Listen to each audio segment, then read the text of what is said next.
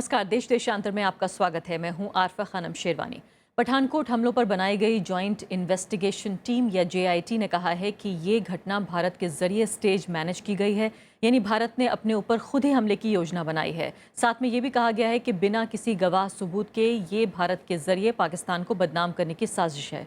हालांकि ये याद रखना चाहिए कि ये सब न्यूज़ रिपोर्ट्स कह रही हैं, और न्यूज़ रिपोर्ट्स की बात अगर मान लें तो इस रिपोर्ट में यहाँ तक कहा गया है कि भारतीय अधिकारियों को पहले से ही इस हमले की जानकारी थी। ये रिपोर्ट जल्द ही प्रधानमंत्री नवाज शरीफ को सौंपी जानी है। हैरानी की बात तो यह है कि कुछ ही दिन पहले इसी JIT ने कहा था कि हमला करने वाले आतंकवादी पाकिस्तानी थे। अब क्या मतलब है, आखिर इसी JIT के जरिए अब पूरी तरीके से अपना स्टैंड बदल देने से भारत और पाकिस्तान के रिश्तों पर क्या असर पड़ेगा? और जो ये नई पहल हुई थी कि पाकिस्तान के जरिए इस टीम को बुलाकर यहाँ जांच कराई गई थी, अंतर्राष्ट्रीय समुदाय ने भी इसको एक अच्छे तरीके से देखने की कोशिश की थी और एक अच्छा स्टैंड माना था। इस सब में किस तरह की तब्दीली अब आ सकती है और आने वाले दिन किस तरह की चीज़ें हमारे सामने रख सकते हैं, जानने की कोशिश करेंगे मेहमानों के जरिए। DC पाठक मेरे साथ मौजूद हैं, IB के डायरेक्टर रह चुके हैं, कई देशों में एम्बेसडर रह चुके हैं। शिव शंकर मुखर्जी वो भी हमारे साथ मौजूद हैं। विनोद शर्मा हैं, वरिष्ठ पत्रकार, पॉलिटिकल एडिटर हैं हिंदुस्तान टाइम्स के, और प्रोफेसर अजय गुडावर्ती हैं, centre for political studies JNU से। सभी मेहमानों का बहुत बहुत स्वागत है। कराची से हमारे साथ Jio TV के नुसरत अमीन भी फ़ोन लाइन पर मौजूद हैं। सबसे पहले विनोद शर्मा जी, मैं आपके साथ शुरुआत करना चाहती हूँ कि चूँकि सवाल ये भी उठ रहा है, जो बुनियादी सवाल है दरअसल, कि क्या इन रिपोर्ट्स को ऑथेंटिक माना जाए, क्योंकि सिर्फ एक ऐसा नहीं है कि एक न्यूज़ आउटलेट ने इस रिपोर्ट के बारे में बात की है। देखिए, आज आपने शायद मिस कर दिया है खबर। एक आधिकारिक बयान कल पाकिस्तान के फ़ॉरेन ऑफिस की तरफ से आया है, जो पाकिस्तान टुडे की जो रिपोर्ट थी उसकी पुष्टि नहीं करता है कि ये कोई फिक्शनल कोई ड्रामा था हिंदुस्तान ने क्रिएट किया। उन्होंने सिर्फ इतना कहा है कि कुछ विटनेसेस को उनको एक्सेस नहीं दिया गया, और उसके चलते फिर भी अभी उनके एंड पे इन्वेस्टिगेशन चल रहा है और भारत की तरफ भी इन्वेस्टिगेशन चल रहा है। ये बयान आधिकारिक तौर पे आया है। और 4 जो लोग आतंकवादी आए थे इधर, उसमें एक दूसरी रिपोर्ट कहती है, और ये टाइम्स ऑफ इंडिया की रिपोर्ट्स हैं, कि 2 को उन्होंने शिनाख्त कर लिया है कि वो पाकिस्तानी हैं, और बाकी जो 2 हैं जिनकी वो बॉडीज़ हैं, तो वो अभी अपने यहाँ चर्चा करके और DNA टेस्ट वगैरह मैच करके फिर बताएंगे, क्योंकि भारत उत्सुक है कि उन शवों को वापस पाकिस्तान भेज दिया जाए। तो ये 2 चीज़ें हमें साफ साफ बताती चलिए, हैं। तस्दीक जो है नुसरत अमीन साहब से भी कर लेते हैं, वो क्या कह रहे हैं। नुसरत अमीन साहब, ये बताइए कि जो न्यूज़ रिपोर्ट्स आई थी जिसमें साफ तौर पर यह कहा गया कि दरअसल ये भारत के जरिए स्टेज मैनेज किया गया पठानकोट अटैक, आप इसकी तस्दीक कर सकते हैं, या फिर उसके बाद की जो रिपोर्ट्स आई हैं, क्या बताना चाहेंगे हमें?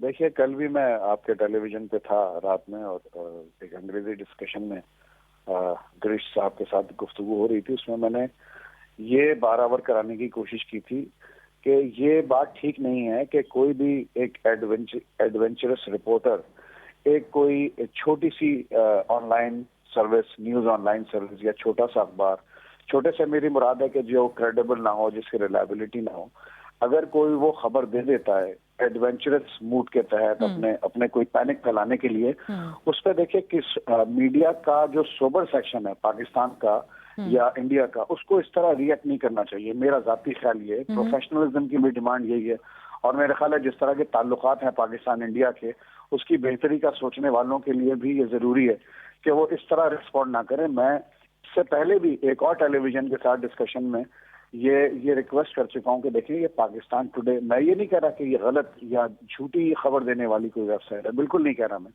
लेकिन मैं ये जरूर कह रहा हूं कि ये इस तरह की बहुत सारी न्यूज सर्विसेज हैं जो गलत खबर भी दे सकती हैं और सही खबर भी दे सकती हैं। नहीं तो नुसरत साहब, क्या ये मान लें, जी, ये काम कोई बड़ा चैनल भी कर सकता है, गलत खबर नहीं, लेकिन नुसरत साहब, तो क्या ये मान लें कि क्या ये कंफ्यूजन फैलाने की एक कोशिश है कि वाकई ऐसे माहौल में बातचीत हो जिससे और ज्यादा पोलराइज हो जाए हालात? आपको क्या लगता है? फैलाने की, देखिए, कंफ्यूजन फैलाने की अगर ये कोई कोशिश होती तो इसमें फिर एस्टैब्लिशमेंट भी शामिल होती पाकिस्तान की, पाकिस्तान के क्वार्टर्स भी शामिल होते, लेकिन ये तो मुझे लग रहा है कि एक बिल्कुल एक रिपोर्टर के लेवल पे या एडिटर के लेवल पे एक out of some journalistic adventure कुछ करने की कोशिश की गई होगी। मैं इस पर ज्यादा नहीं बोलना चाहता। तो फिर ऑफिशियल क्या स्टेटमेंट है, आधिकारिक क्या बात है? ऑफिशियल स्टेटमेंट देखिए, अभी हमारे दोस्त आपके साथ बैठे हुए हैं, उन्होंने बड़ी वो बहुत अपडेटेड आदमी है। उर्दू में एक लफ्ज है बड़ा मुश्किल, उसको कहते हैं तजाहुल आरफाना। इसका मतलब ये है कि आपको कुछ पता है लेकिन आप ऐसे बन रहे हैं जैसे आपको कुछ पता ही नहीं है। तो कभी कभी पाकिस्तान और हिंदुस्तान की मीडिया वाले ऐसा करते हैं। देखिए, आज फॉरेन ऑफिस का बड़ा क्लियर स्टेटमेंट आया पाकिस्तानी कि ये जो खबर छपी है जीआईटी के हवाले से वो ठीक नहीं है, वो उसको और नहीं कर रहे, वो उसको और नहीं कर रहे। और मैंने कल आप ही के टेलीविजन पे बैठ के मेरा लास्ट जुमला ये था कि कोई भी ऐसी डेवलपमेंट हो सकती है आने वाले चंद दिनों में जो न सिर्फ इंडिया को बल्कि शायद पाकिस्तान के लोगों को भी हैरान करेगी। जी ठीक है, ये बात मैं वापस लौटूंगी आपकी तरफ। जी, मैं वापस लौटती हूँ आपकी तरफ। शिवशंकर मुखर्जी, ये बताइए, फिलहाल की एमईए की तरफ से एक इनफॉर्मल बयान तक आ गया कि पूरे तरीके से ये टोटल कॉन्कॉक्शन है, अगर यही शब्द मैं इस्तेमाल करना चाहूँ तो क्या वाकई इस तरह की न्यूज़ रिपोर्ट्स पे हमारे यहाँ बयान भी दे दिया गया, अनधिकारी की सही इनफॉर्मल बयान है? देखिए, जैसे विनोद ने कहा और हमारे पाकिस्तानी इंटरलॉक्यूटर ने भी कहा, ऑफिशियल स्टेटमेंट एक चीज़ है और मीडिया स्पेकुलेशन दूसरी चीज़ है। विपक्ष के बयान तक आ गए हैं इस पर भारत वो में। तो हमेशा आएंगे राजनीति में, पॉलिटिक्स में। अगर स्पेकुलेटिव रिपोर्ट भी आए, अगर कुछ प्रेस मीडिया में कुछ ऐसे रिपोर्ट्स आए जिसका कोई बेसिस नहीं है फैक्ट में, उस पर भी चर्चा शुरू हो जाती है। तो यहाँ तक मैं एग्री करूँगा कि हमें जो ऑफिशियल हमारा जो रिएक्शन होगा, एमईए ने बिल्कुल सही कहा कि ये जो रिपोर्ट्स आए हैं वो टोटल कंकॉक्शन हैं, क्योंकि ये बिल्कुल सही है कि ये टोटल कंकॉक्शन हैं। जिस तरह के अनर्गल आरोप लगाए गए हैं जेआईटी के टीम के विजिट के बाद, वो तो अनर्गल हैं ही। लेकिन इसके कहने इसमें थोड़ा मैं आगे इसको बढ़ाऊंगा। एक और इन्वेस्टिगेटिंग टीम आई थी मुंबई के बाद, और हमने देखा क्या हुआ, कुछ नहीं हुआ। तो अगर अदालत में होते तो हम प्योर स्टैट्यूटरी एविडेंस के ऊपर जाते, लेकिन यहाँ बैठे हुए हम इतना कह सकते हैं, नंबर वन, ये जो मीडिया स्पेकुलेशन है, ठीक है, टोटल कंकॉक्शन है, और इस वजह से ये कंकॉक्शन किया जा रहा है। इसके दो मायने हो सकते हैं। एक कि किसी रिपोर्टर ने, जैसे इन्होंने कहा, किसी रिपोर्टर ने अपना कुछ बैलून छोड़ दिया हाइप करने के लिए, ऐसा होता है जर्नलिज्म में। दूसरा ये है कि ये जैसे पहले बार बार हुआ है आतंकी हमलों के बाद भारतवर्ष में, कि पाकिस्तान के सरकार की तरफ से डिलिबरेट लीक्स होते हैं ताकि मामला को मर्डल कर दिया जाए, भारतवर्ष के जो ठोस सबूत दिए गए हैं उनको अंडरमाइन कर दिया जाए। आप सरकार कह रहे हैं, लेकिन हाँ बिल्कुल, सरकार की तरफ से, मिलिट्री एस्टेब्लिशमेंट, पाकिस्तानी एस्टेब्लिशमेंट की तरफ से रेगुलरली पैटर्न ये हुआ है कि मुंबई के बाद, दूसरे इंसिडेंट्स के बाद भी, कि ऑफिशियल स्टेटमेंट्स बड़े करेक्ट निकाले जाते हैं और अच्छी तरह से लीक्स ऑर्गेनाइज किए जाते हैं, पहले से ही एक अंडरमाइन करने की कोशिश में। जी, तो मैं ये नहीं कह रहा हूँ कि ये हुआ है, मैं ये कह रहा हूँ कि मोस्ट प्रोबेबली ये हुआ है, going by the previous patterns. DC Pathak ji, क्या आपको भी ये लगता है कि ये एक छोटे से रिपोर्टर की गलती हो सकती है, ये मान लिया जाए, या फिर ये माना जाए कि वाकई इस रिपोर्ट को एक तरह से हवा में उछाल के देखा तो जाए, कि प्रतिक्रिया कैसी आती है? देखिए, इसके पीछे थोड़ा गहराई में सोचना होगा।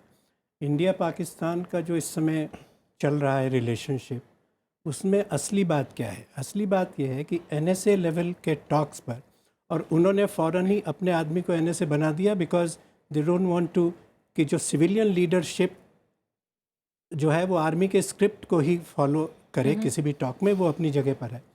अब हम प्रेशर कर रहे हैं इस बात के लिए कि उनको अकाउंटेबल करें for cross border terrorism, and उनका रिप्लाई ये है कि टोटल डिनाइबिलिटी।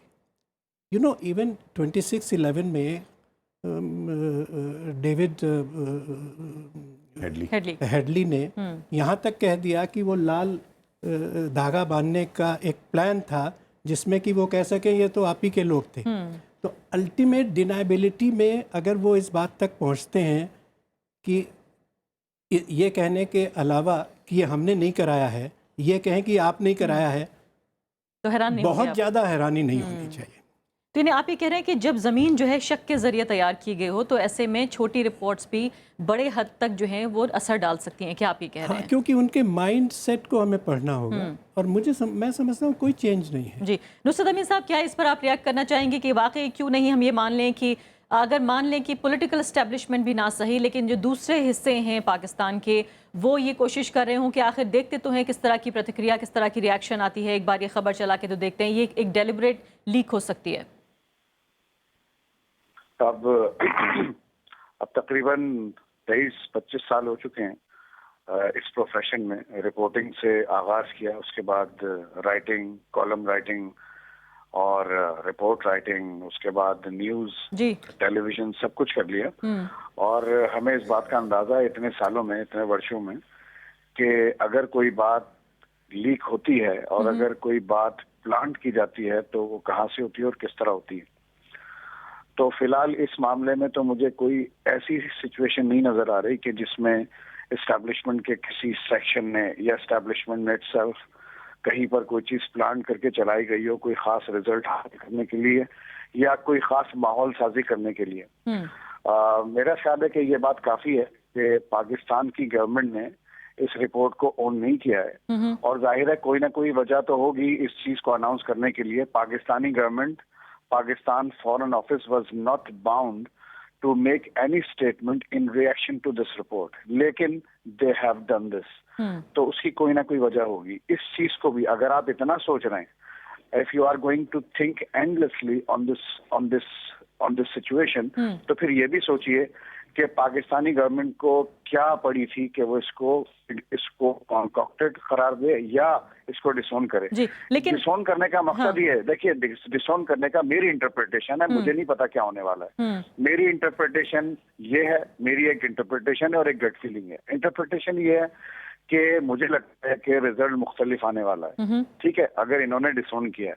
और गट फीलिंग ये है कि रिपोर्ट में यकीनन इस बार अनलाइक द बॉम्बे अटैक, क्योंकि बॉम्बे में इंडियन अथॉरिटीज ने लिटरली कोऑपरेट नहीं किया था पाकिस्तानी इन्वेस्टिगेटर्स के साथ। चलिए, आपका पक्ष हो सकता है। पाकिस्तानी इंटीग्रेटेड, लेकिन ये फैक्ट है। इस बार मुझे लगता है कि रिपोर्ट में अगर ये बात नहीं हुई कि जी इंडियन अथॉरिटीज ने हमारे साथ तामुन नहीं किया, तो फिर यकीनन अच्छा रिजल्ट होगा। चलिए, उम्मीद हम ये करते हैं फिलहाल कि जिस तरह की रिपोर्ट्स अभी लीक हुई हैं, जो हमारे सामने आ रही हैं, जिसको हमारे मेहमान ये भी कह रहे हैं कि एक डेलिब्रेट लीक हो सकती है, आप ये कह रहे हैं कि उससे बिल्कुल उलट जो है रिपोर्ट में बात शामिल हो सकती है, यानी कि ये जो बात जो अब तक कही जा रही थी JIT के जरिए कि हाँ वाकई ये जो आतंकवादी थे पाकिस्तानी थे, भारत का ये भी रुख रहा है कि जैश ए मोहम्मद से इनका जो है ताल्लुक रहा है। अजय गुरावर्ती जी, बताइए कि आपका क्या मानना है, इस लीक को हम सिर्फ एक मामूली लीक माने जो इतने बड़े मुद्दे के साथ डील कर रहा है, जहां भारत के विदेश मंत्रालय की तरफ से इनफॉर्मल रिएक्शन आ गया है, उधर पाकिस्तानी जो है वो अधिकारियों की तरफ से भी रिएक्शन आया है। इतनी छोटी लीक अगर ये थी वाकई, तो इस पर इतनी प्रतिक्रिया क्यों? देखिए अरफा, हम जब भी इंटरनेशनल रिलेशंस पढ़ाते हैं, बेसिक फॉर्मुलेशन हमारा ये रहता है कि foreign policy and foreign relations जो है देर always propelled bye domestic compulsions. तो हमें इस मुद्दे को, इस पॉलिटिकल रेजिम का पॉलिटिक्स, इस पॉलिटिकल रेजिम का जो लॉन्ग टर्म इंटरेस्ट है उसको जोड़ते हुए हमें बात करना चाहिए। ये इंडिपेंडेंट पॉलिसी नहीं है, ये तो एक कन्फ्यूजन है। इस कन्फ्यूजन को अभी there is lot of secrecy behind this confusion. इसे तो हमें इस एंडलेसली चर्चा कर सकते हैं इस पर कि किसने लीक किया, लीक सही है कि नहीं। बट अगर हम इस पॉलिटिकल कॉन्टेक्स्ट में देखा जाए इस एंटायर इवेंट को, और देखिए कश्मीर में जो इवेंट्स हो रहे हैं, NIT में चल रहा है स्टूडेंट्स के खिलाफ, JNU में जो इवेंट हुए हैं, और इस पॉलिटिकल रेजिम का जो अल्ट्रा नेशनलिस्ट डिस्कोर्स जिसके साथ जोड़ के देखा जाए, तो हमें इसे समझना चाहिए कि कहीं ऐसा तो नहीं है कि इंडियन स्टेट और दोनों तरफ से एक कंसेंसस, एक ब्रॉडर कंसेंसस बिल्ड किया जा रहा है कि इंडियन स्टेट जो है बहुत लीनियंट हुआ है पाकिस्तान के तरफ। अभी हमारे प्राइम मिनिस्टर पाकिस्तान जा चुके हैं और उनका शादी में भी शामिल होकर आ चुके हैं, कश्मीर जाके डेवलपमेंट पैकेज दे के आ चुके हैं। ब्रॉडर एक कंसेंसस ये शायद बिल्ड हो रहा है कि हम लीनियंट है, हम एक सॉफ्ट स्टेट है, लेकिन दूसरे तरफ से जो है एक कट्टर रिस्पॉन्स आ रहा है। तो this builds a consensus again and again कि हम भी एक ऐसा स्टेप उठाना चाहिए हमारा स्टेट को विच इज़ इक्विवेलेंट। ये पहले भी प्राइम मिनिस्टर जब इलेक्शन लड़ रहे थे, मोदी जी ने बहुत बार कह चुके हैं कि कांग्रेस के खिलाफ उनका यही क्रिटिक था कि हम वो उधर से एक ही सॉफ्ट स्टेट है, हम उसको उसी के जवाब। नहीं, लेकिन इस तरह से टीम को बुलाना और उनसे इन्वेस्टिगेशन कराना, बहुत सारे क्रिटिक हैं, ऐसे बहुत सारे लोग हैं जिन्होंने कहा कि शायद ये ठीक नहीं है। आप क्या मानते हैं? नहीं, इन्वेस्टिगेशन टीम को बुलाना कोई ख़राब बात नहीं है। अगर आप कह रहे हो कि ISA के इन्वॉल्वमेंट से हुआ है और उन्हीं का टीम आके जांच रहे हैं, और फिर आप कह रहे हो कि लीक हुआ है रिपोर्ट और कह रहे हो कि ये फर्जी है और इंडियन स्टेट मैनेज है, it is completely confusing, totally confusing है। अब कौन सा तरफ क्या है? तो मैं कह रहा हूँ कि ये सिर्फ अगर आप इस स्टेटमेंट्स और इवेंट्स के पॉलिसी के थ्रू जाएंगे, हम कहीं नहीं पहुँचेंगे। पॉलिटिकल रेजिम का क्या इंटरेस्ट है? इस जो करंट पॉलिटिकल रेजिम का interest definitely is not to have a long term friendly relation with Pakistan. It is not in their interest, it is not their politics to begin with. देखिए उनके कदम तो इस तरह के नजर आ रहे हैं. ना कदम इसीलिए नजर आ रहा है, मैं इसीलिए कह रहा हूँ कि इस कदम को हम इसी ढंग से इंटरप्रेट कर सकते हैं कि इस पॉलिटिकल रेजिम एक कंसेंसस बना रहे इस देश में कि हम जो है लीनियंट है, हम डेमोक्रेटिक है, हम हाथ बढ़ा रहे, लेकिन दूसरे तरफ मतलब both Pakistan as well as Indian Kashmir, जो कश्मीर इंडिया के साथ है, कि उधर से रिस्पांस. आप इसको एनआईटी के साथ भी जोड़ के देखिए इस पॉलिसीज को. एनआईटी में भी जो आज रिस्पांस आ रहा है कि आप कह रहे हो इंडियन स्टूडेंट्स पे अटैक हो रहा है, वहाँ पे उधर भी कंफ्यूजन है. इंडियन स्टूडेंट्स का जो कल पाकिस्तान कश्मीरी स्टूडेंट्स का रिस्पांस आया मीडिया पे. आप ही कह रहे हैं ये जुड़ा हुआ है आपस में, ये दोनं बहुत सारे जुड़ा हुआ है. This all events are happening simultaneously. अब जुड़ा हुआ मैं एक with evidence I can not say, but if you read it politically, JNU, NIT, then Pathankot. These are all issues that are happening simultaneously. आप political analysis करेंगे तो it is showing a certain direction for this political regime. No, I will not enter into the maze that the professor has just enunciated. देखिए बात यह है कि compulsions तो दोनों तरफ हैं प्रोफेसर साहब. अगर आप पाकिस्तान अभी हाल ही के दिनों में गए हो, मैं था वहाँ पर अभी 3-4 हफ्ते पहले, और वहाँ पर अगर आपने देखा हो तो कुछ पत्ते हवा में उड़ रहे हैं जिनको हमें पढ़ना चाहिए, और हमारे देश में भी कुछ पत्ते हवा में उड़ रहे हैं जिनको हमें पढ़ना चाहिए. आपने अपने मुल्क के पत्ते तो पढ़े हैं हवा में, और हो सकता है वो सही हो, आपकी रीडिंग हो सकता है गलत हो, क्योंकि लॉन्ग टर्म में तो ऐसा विरोधाभास फॉरेन पॉलिसी और इकोनॉमिक पॉलिसी में नहीं चल सकता ज़्यादा दिन, और फॉरेन इकोनॉमिक पॉलिसी और सोशल पॉलिसी में भी नहीं चल सकता ज़्यादा दिन. जिस माशरे में तशद्दुद होगी, टेंशन होगी, बवाल होगा, वहाँ पर पैसे का निवेश नहीं होगा, तो फिर इसमें एक बैलेंस तो बनाना पड़ेगा किसी भी सरकार को, भले ही भारत की हो या पाकिस्तान की हो. देखिए बात यह है कि JIT को इसलिए बुलाया गया कि 26/11 में जो ताउन होना चाहिए दोनों मुल्कों में वो नहीं हुआ था. उसका एक रीज़न ये बताया गया था. जो NSA लेवल टॉक्स चल रही हैं दोनों मुल्कों के बीच में, हमने ये सुना है कि दोनों NSAs में अच्छी केमिस्ट्री है और ठीक बातचीत हो रही है. ये जो JIT की बात, जो जिस वेबसाइट पे इतना बवाल मचा है, ये वेबसाइट नवाए वक्त ग्रुप चलाता है, और अगर नवाए वक्त ग्रुप का ट्रैक रिकॉर्ड आपको पता हो तो उन्होंने कभी भी इस बात को इनकरेज नहीं किया कि भारत और पाकिस्तान में अच्छे ताल्लुकात हो. इससे ही पता चला है विनोद जी कि आप ये नहीं मानते कि कोई डेलिब्रेट ये लीक है. देखिए मेरी बात सुनिए, वहाँ पर बहुत से ऐसे एलिमेंट्स हैं जैसे हमारे यहाँ एलिमेंट्स हैं. रही विरोधाभास वहाँ की सिविलियन गवर्नमेंट में और वहाँ की आर्मी में है, देयर इज नो डाउट. और विरोधाभास का ख़ास रीज़न जो करंट डिस्पेंसेशन है उसमें और वहाँ जो सिविलियन लीडरशिप है पंजाब में, वो ये है कि पंजाब में जो लोग बैठे हुए हैं, जो आतंकवादी, जो कि भारत को के लिए खतरा है, उसके खिलाफ तत्परता से वहाँ पर सिविलियन लीडरशिप कोई फैसला नहीं ले रही, उनके पीछे नहीं जा रही. एक पत्ता जो हवा में हमें उड़ता हुआ नजर आया था वो मुमताज़ कादरी की सजाए मौत थी जी. और वो एक बड़ा फैसला था उनके लिहाज से, क्योंकि जिस दिन एक गुलशन इकबाल पे अटैक हुआ उसी दिन एक बड़ा जुलूस, एक बड़ा हुजूम इस्लामाबाद में मुमताज़ कादरी की सपोर्ट में निकला था. आप समझिए. तो मेरा ये मानना ये है कि हमको जल्दबाजी में किसी निष्कर्ष पे नहीं पहुंचना चाहिए. कह रहे हैं कि आधिकारिक इंतजार किया जाए कि प्राइम मिनिस्टर तक जो फॉरेन ऑफिस की उनकी स्टेटमेंट है, हमको उसी पे रिलायंस प्लेस करना चाहिए. जब पठानकोट हुआ था उसके बाद अखबारों में इतना कुछ लिखा गया, लेकिन सरकारों ने कुछ नहीं बोला. और अभी भी सरकारों ने कुछ नहीं बोला. पहली बात जो पाकिस्तान की तरफ से आई है वो खंडन करती है थोड़ा. तो फिर यानी सरकारों के साथ साथ विपक्ष को भी थोड़ा सा बर्दाश्त से काम लेना चाहिए. बिल्कुल, विपक्ष को और मीडिया को. देखिए बात ये, मेरी बात सुनिए, ये बहुत ही नाजुक रिश्ते हैं, और अगर हमने एक पॉलिटिकल रिस्क लिया है इस सरकार ने, 20 बातों पे मैं सरकार की आलोचना करता हूं, लेकिन इस मुद्दे पे मैं मानता हूं कि अगर पॉलिटिकल रिस्क लिया है इस सरकार ने तो हमको उसको प्रीजज नहीं करना चाहिए और इंतजार करना चाहिए कि नतीजा आ जाए. डीसी पाठक जी बताइए कि एक तो ये भी बात बहुत महत्वपूर्ण है जो कि प्रोफेसर साहब कह रहे हैं, जो गुडावर्ती के, क्या इन चीज़ों को कनेक्ट किया जा सकता है कि भारत में जो घरेलू स्तर पर जिस तरह की राजनीति है उससे जोड़कर हम ये देखें कि जो मोदी सरकार की पाकिस्तान नीति है. दूसरी बात ये भी है, ये भी बात बहुत जोर के साथ, मजबूती के साथ कही जा रही है कि चूंकि दोनों देशों में अलग अलग कानून है, तो किस तरह से जो इन्वेस्टिगेशन के जो नतीजे आएंगे उसके लिए जो सजाएं तय होंगी वो किस हिसाब से तय होंगी, ये कौन समझाएगा हमें? देखिए, there is no end to free analysis, you know. But I come from a profession where you base things on assessment, not on opinions.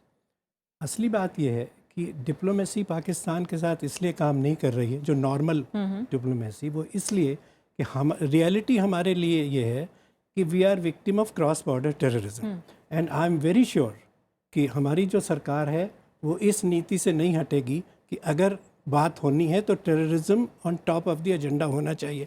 मुझे ये भी विश्वास है कि हमारे एनएसए भी इसी लाइन को लेके कर रहे हैं।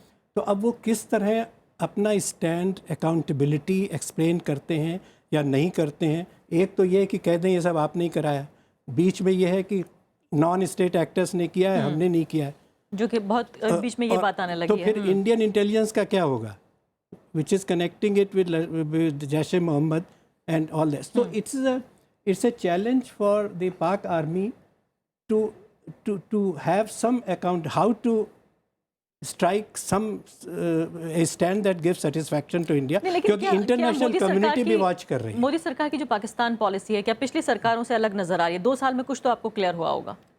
नहीं, देखिए, मेरा ख्याल ये है कि जो रीच आउट नवाज शरीफ का हुआ, वो it was giving a message कि civilian leadership should take charge of strategic decision making.